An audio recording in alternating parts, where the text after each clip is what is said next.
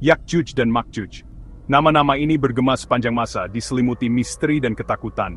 Mereka dibicarakan dengan suara pelan, kedatangan mereka pertanda kawan dan kehancuran. Tapi siapakah sosok misterius ini? Dari mana mereka berasal? Dan apa arti kedatangan mereka bagi umat manusia? Pertanyaan-pertanyaan ini telah memikat para ahli agama, cendekiawan, dan orang awam selama berabad-abad. Kisah mereka, yang terjalin dalam tradisi Islam, berfungsi sebagai pengingat akan sifat sementara dunia ini dan kemenangan akhir kebaikan atas kejahatan. Bergabunglah dengan kami saat kita mempelajari dunia Yakjuj dan Makjuj yang menawan, menjelajahi asal-usul mereka, kemunculan mereka yang dinubuatkan, dan dampak besar kedatangan mereka terhadap umat manusia. Untuk memahami pentingnya Yakjuj dan Makjuj, pertama-tama kita harus kembali ke awal zaman. Tradisi Islam, yang mengambil hikmah dari Al-Quran dan ajaran Nabi Muhammad SAW, memberikan gambaran sekilas tentang garis keturunan kuno mereka. Menurut sumber-sumber ini, Yakjuj dan Makjuj diyakini sebagai keturunan Adam dan Hawa, sama seperti seluruh umat manusia. Namun, mereka sering digambarkan sebagai kekuatan perusak dan jahat, yang dikenal karena kebiadaban mereka, nafsu mereka yang tak terpuaskan untuk menaklukkan, dan ketidakpedulian mereka terhadap perdamaian dan keharmonisan. Keberadaan mereka berfungsi sebagai pengingat yang kuat bahwa di dalam permadani umat manusia, benang-benang kegelapan dapat ditemukan di samping benang-benang cahaya. Kisah Yakjuj dan Makjuj berfungsi sebagai pengingat akan potensi kejahatan untuk muncul bahkan di antara anak-anak Adam.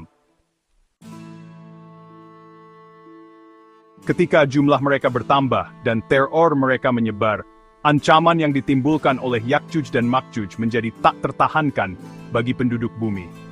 Mencari perlindungan dari serangan mereka yang tak henti-hentinya, mereka berpaling kepada seorang penguasa yang saleh, seorang pria yang dikenal karena kebijaksanaan dan keimanannya yang teguh.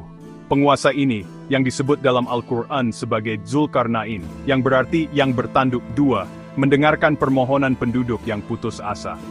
Dia memulai tugas monumental, membangun tembok yang kuat untuk menahan gelombang kekacauan Yakjuj dan Makjuj.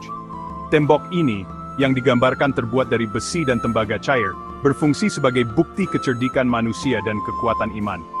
Selama berabad-abad, tembok itu berdiri kokoh menahan pasukan Yakjuj dan Makjuj dan memberikan waktu istirahat yang sangat dibutuhkan bagi dunia. Namun, tembok itu tidak dimaksudkan untuk bertahan selamanya.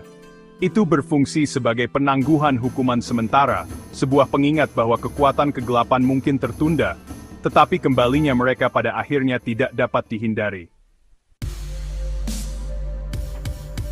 Kedatangan Yakjuj dan Makjuj bukan hanya peristiwa sejarah, itu terjalin erat ke dalam eskatologi Islam, studi tentang akhir zaman. Kemunculan mereka dianggap sebagai salah satu tanda utama hari kiamat, masa pergolakan dan transformasi yang hebat. Nabi Muhammad SAW berbicara tentang banyak tanda yang akan mendahului kedatangan mereka, peristiwa yang akan mengguncang fondasi dunia. Tanda-tanda ini berfungsi sebagai peringatan, mendesak umat manusia untuk bertobat, untuk kembali kepada pencipta mereka, dan untuk mempersiapkan diri menghadapi cobaan yang ada di depan. Di antara tanda-tanda ini adalah merajalelanya perbuatan amoral dan korupsi, munculnya nabi palsu, dan peningkatan bencana alam. Setiap tanda berfungsi sebagai pengingat akan datangnya hari kiamat, dan kedatangan Yakjuj dan Makjuj yang akan datang. Ketika waktu yang ditentukan oleh Allah tiba, tembok perkasa yang didirikan oleh Zulkarnain akan runtuh. Pasukan Yakjuj dan Makjuj, yang telah lama ditahan, akan muncul seperti aliran deras yang menghancurkan. Jumlah mereka begitu banyak, sehingga mereka akan tampak menutupi bumi. Kedatangan mereka akan melepaskan periode kekacauan dan kehancuran yang belum pernah terjadi sebelumnya. Mereka akan mengamuk di seluruh negeri, meninggalkan jejak kehancuran. Rasa haus mereka untuk menaklukkan tidak akan terpuaskan, ketidakpedulian mereka terhadap kehidupan manusia mutlak. Dunia, yang sudah bergulat dengan kekacauan akhir zaman, akan semakin terjerumus ke dalam kegelapan dan keputusasaan. Tatanan masyarakat akan terurai saat ketakutan dan ketidakpastian mencengkeram hati orang-orang yang paling taat sekalipun.